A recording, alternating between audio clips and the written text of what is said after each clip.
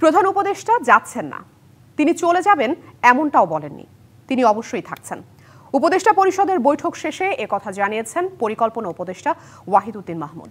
এ বিষয়ে বিস্তারিত জানাতে যমুনার সামনে থেকে সরাসরি যুক্ত হচ্ছেন সহকর্মী মনিরুল সোহাগ। আমরা কথা বলবো তার সাথে। মনিরুল সোহাগ, আপনি অনেকক্ষণ যাবৎ এই যমুনার সামনে আছেন এবং পুরো সংবাদটি সংগ্রহ করছেন। আজকের সর্বশেষ খবর কি আছে আপনার কাছে?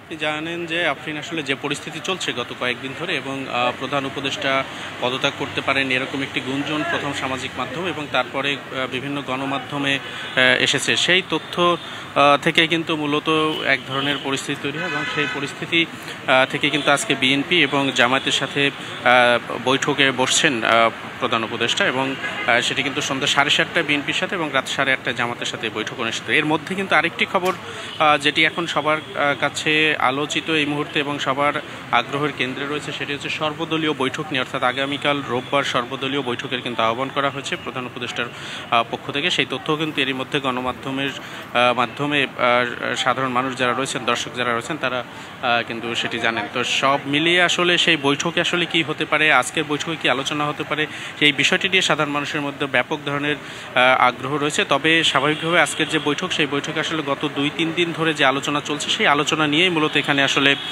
দুই পক্ষের সাথে আলোচনা হতে পারে। তাদের আসলে মতামত কি, প্রধান উপদেষ্টাকে তারা কি বলবেন বা কিভাবে এই সংকটময় সময় থেকে সামনে দেশকে এগিয়ে নিয়ে যাবেন। মাঠের অলরাউন্ডার আমি, আর ঘরের অলরাউন্ডার টাইলক্স।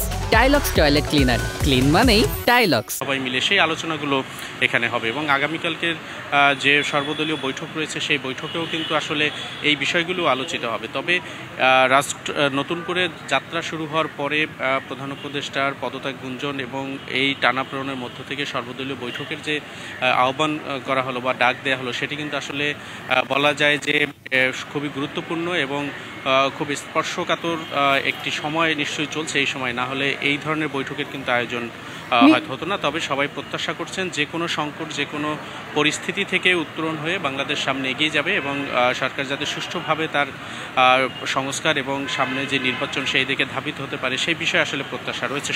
নিশ্চয়ই মনিরুল সোহাগ, যেহেতু আজকের এবং আগামীকালকের বৈঠকটি খুবই গুরুত্বপূর্ণ, সেই জায়গা থেকে জেনেছি যে বিএনপির পক্ষ থেকে কারা যাচ্ছেন এবং জামাত ইসলামের পক্ষ থেকে কারা যাচ্ছেন। কিন্তু আমি একটু জানতে চাইছি যে প্রধান উপদেষ্টার সাথে আসলে উপদেষ্টা পরিষদের আর কেউ থাকছেন কিনা বা কারা থাকছেন, এ ধরনের কোনো ইঙ্গিত পেয়েছেন কি? এই বিষয়টি এখন পর্যন্ত আসলে নিশ্চিত করা হয়নি। এটি আমরাও জানতে চেয়েছিলাম সংশ্লিষ্ট যে দপ্তরগুলো রয়েছে, যেখান থেকে আসলে আমরা তথ্য জানার সুযোগ রয়েছে, কিন্তু এখন পর্যন্ত পরিষ্কারভাবে কিছু জানা হয়নি। তবে প্রধান উপদেষ্টার সাথে এই বৈঠকে কয়েকজন উপদেষ্টা থাকতে পারেন, এরকম তথ্য কিন্তু গণমাধ্যম কর্মীদের কাছে অনানুষ্ঠানিকভাবে রয়েছে। তবে সেটি আসলে বৈঠক শুরু হওয়ার মুহূর্তে বা শুরু হওয়ার পরে সঠিকভাবে জানা যাবে যে এই বৈঠকে আসলে প্রধান উপদেষ্টার পাশাপাশি অন্য উপদেষ্টারা কেউ ছিলেন কিনা বা থাকলে আসলে তারা কারা এবং সেখানে তাদের কি মতামত তারা দিয়েছেন বা কি আলোচনা হয়েছে। সোহাগ, আপনাকে অসংখ্য ধন্যবাদ। আপনি সংবাদ সংগ্রহে থাকুন, পরবর্তীতে আপনার মাধ্যমে আরও বিস্তারিত জেনে নেব।